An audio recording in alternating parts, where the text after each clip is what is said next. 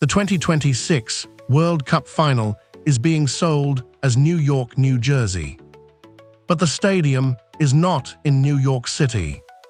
They will be in East Rutherford, New Jersey, at MetLife Stadium. And this is not a group stage curiosity. This is the final, the match where the trophy will be lifted. So why does the most important football match on earth need two names to describe one place? At first, it sounds like a naming trick. But it is better understood as a map. The final has two names because the global city behind it has never fit inside one border. So the real question is not, why is the World Cup Final not in New York City? The better question is, why does the world accept New York, New Jersey as one stage? The answer is that this is not a single city event. It is a metropolitan event. New York gives the final the name. New Jersey gives it the stage. That sounds simple, but it explains almost everything. New York gives the skyline, the media gravity, the tourism image, the global shorthand, and the football cultures of a city built by immigrants. New Jersey gives the stadium, the land, the access routes, and a major share of the infrastructure that lets the whole event work. New York, New Jersey did not become the final's address because one city swallowed another. It became the address because the region splits urban power across a border. Start with the map. New York City is a municipality. It has 5 boroughs, its own mayor, its own agencies, and its own political boundary. New Jersey is a different state. East Rutherford is a borough in New Jersey. And MetLife Stadium sits there in the Meadowlands outside New York City. But global events rarely move through the world by municipal boundary.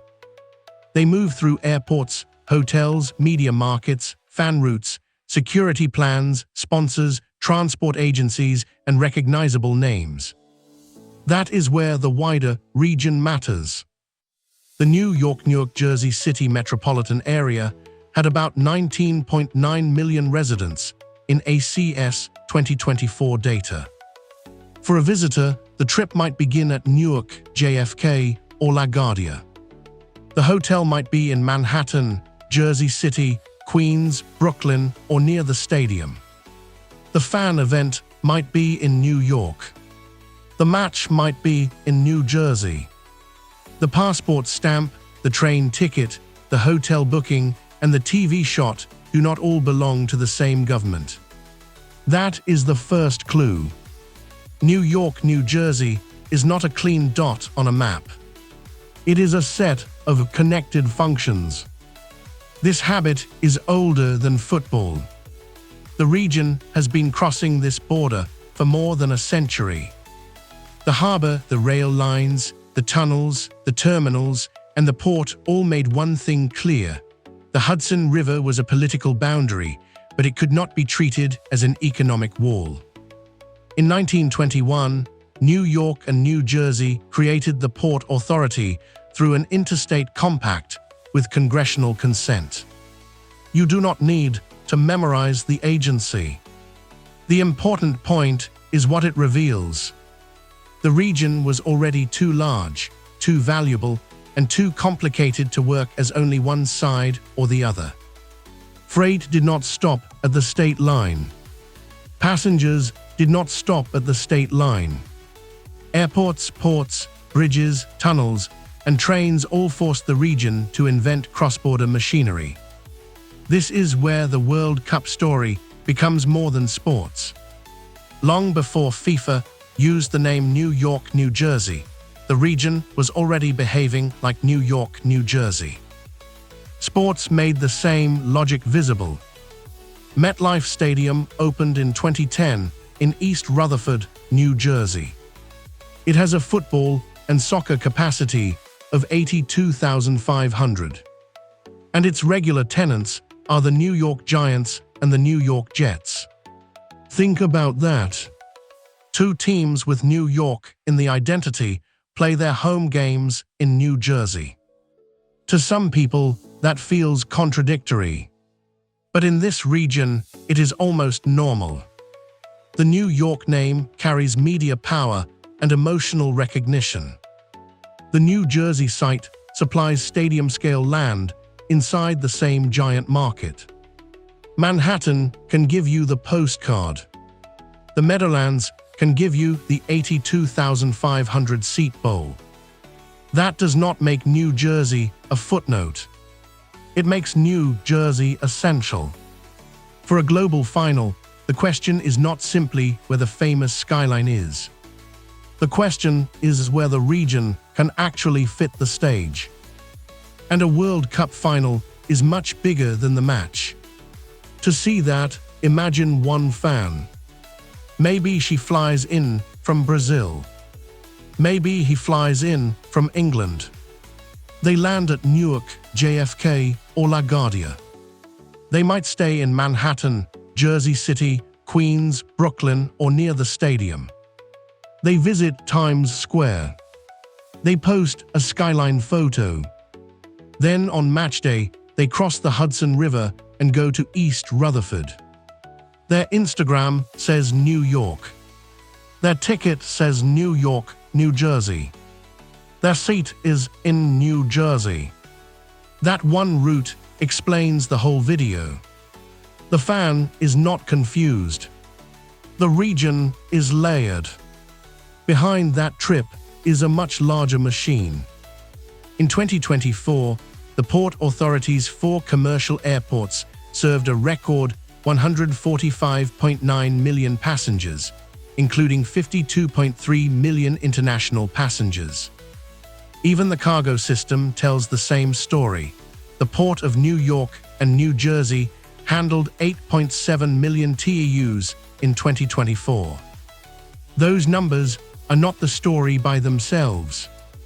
They are the backstage. They show why the final depends on a cross-border network of arrivals, hotels, roads, rail, ports, airports, police coordination, media centers, and fan zones. This is where the place stops being a city and becomes an operating system. FIFA is not giving a geography lecture. It is choosing a stage. And New York, New Jersey gives FIFA two things at once. New York gives instant readability. If you put New York on a tournament map, viewers understand the scale before you explain anything. They imagine skyscrapers, Times Square, Wall Street, immigrant neighborhoods, airports, television studios, celebrities, sponsors, and global attention. New Jersey gives the physical stage. The stadium is there. The parking fields, access corridors, event operations, and Meadowlands sports geography are there. The region's existing sports habit is there too. New York teams already play in a New Jersey stadium. That is why the double name works. New York alone hides the physical truth. New Jersey alone hides the global media ecosystem. New York, New Jersey is awkward because it is honest. The final needs both the name and the stage. But a two-name region is not automatically seamless. The slash does not erase traffic. It does not erase cost. It does not make cross-Hudson travel simple.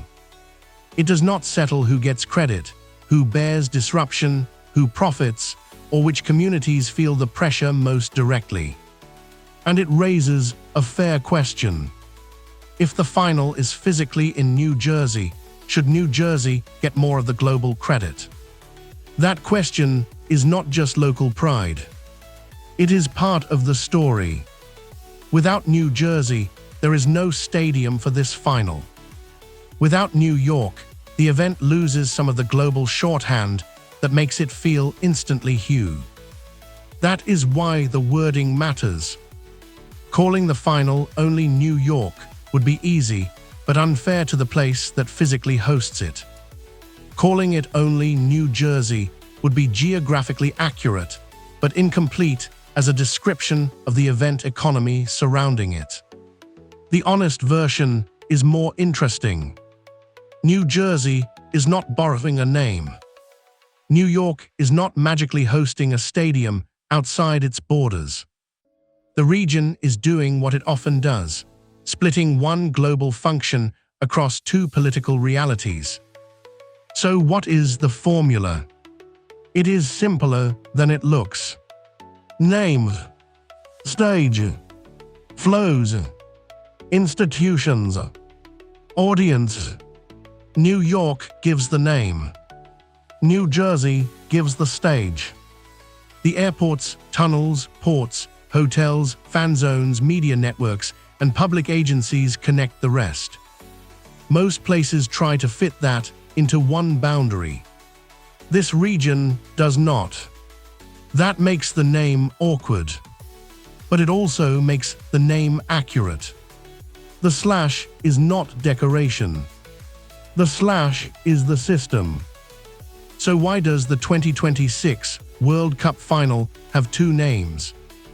Because modern global cities are not always the same thing as city governments. The final will not be played in New York City. It will be played in the region New York made famous and New Jersey made possible. That is the real meaning of New York, New Jersey.